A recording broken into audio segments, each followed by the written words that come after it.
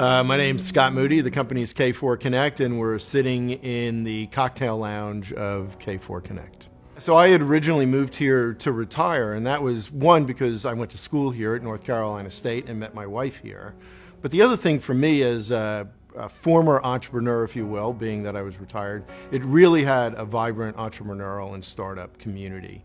You have the 3 universities here, right? You have a number of startups, and while I swore I would never do another startup, I wanted to be involved in that scene, and this was the perfect place. But if I was really to impart one thing, it's really not about necessarily the entrepreneur, but the team.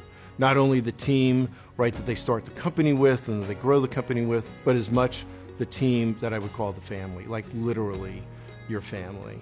So, I just have this experience, or can remember this experience at Authentech, my prior company, where our first product, like, literally didn't work. And I don't mean didn't work well, it just didn't work. And I can remember one night getting together as we're planning things out, right?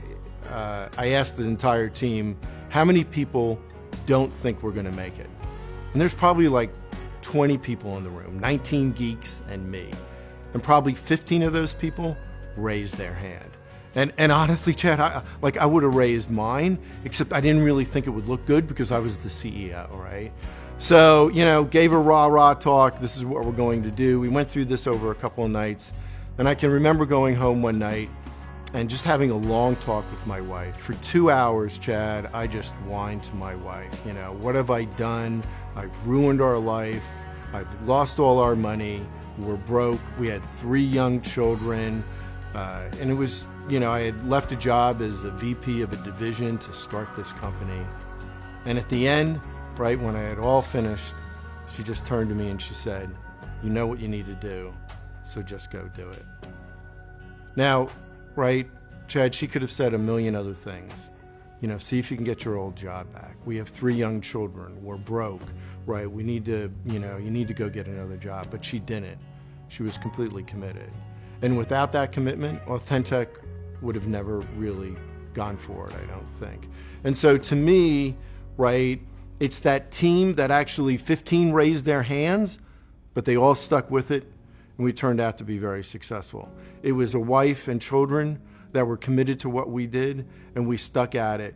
And so it's not about me, it's about the teams. So for those that might not be, familiar with Authentech, and there's no reason you should be, right? We had started the company, it was another gentleman and myself, Dale Setlak, the co-founder, the smart guy.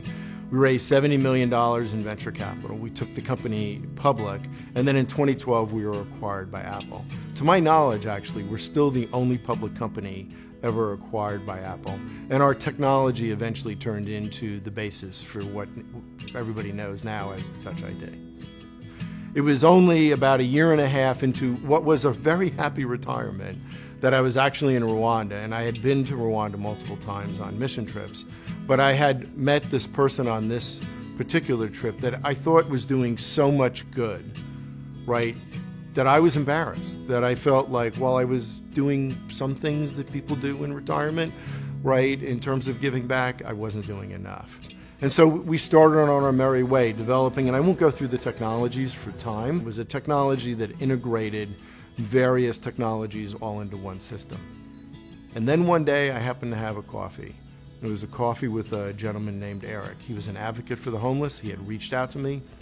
And after he spoke about his advocacy, he asked what we did, and I told him how it would improve people's lives, let's say in the environment of a home. And he said that would be a great product for me. And that's when he told me he had MS. And the next week, we arranged another coffee, really specific to what we talked about at that prior coffee. And this time I brought my co-founder. And as I started the coffee, right, Eric stopped me and he just said, look, let me tell you guys why I'm here today. He says, right now I'm using a cane, but I'm not really sure how much longer that'll last. So when I wake up in the morning, the way I look at my day is I figure I have the energy for 1,000 good steps in my day. And how I use those steps defines the quality of my life. And you guys can make my life better. So Chad, for me, it was an immediate recognition. If I felt called to start a company in Rwanda, which I know sounds strange to many people, but I did, then I knew why instantaneously. He left, Jonathan and I spoke, and we pivoted the whole company. And now K4 Connect completely and wholly focuses on older adults and people living with disabilities. What we do is we bring together all kinds of technologies that are often developed for other demographics, and we purpose them for the people we serve. You can think of all kinds of wellness products. You can think of all kinds of home automation products. You can even think of services, whether it's car services and food delivery services. I saw a quote in the USA Today, a couple years ago, that said something like, "Welcome to San Francisco, the premier assisted living community for millennials." I mean, you can move to San Francisco now and you don't have to do anything. Somebody will deliver your food, massage your feet, etc., etc. Well, if all those technologies are great for a 25-year-old, then you can imagine the true benefit they provide to somebody that might be 85 years old. And that's actually what we do.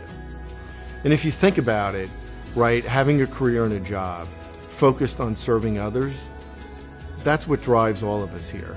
And for every entrepreneur, whether it's at K4 Connect or anywhere else, it's like riding a roller coaster. There's ups and downs in the history of that, and I mentioned some of those from Authentic before. But it's the love of what you do, whatever that is, that's going to keep you through the down periods. Because there are going to be down periods and there are going to be intense high periods. But it's the mission, it's the passion of what you do, in our case of serving others, that keeps us going forward through the tough times.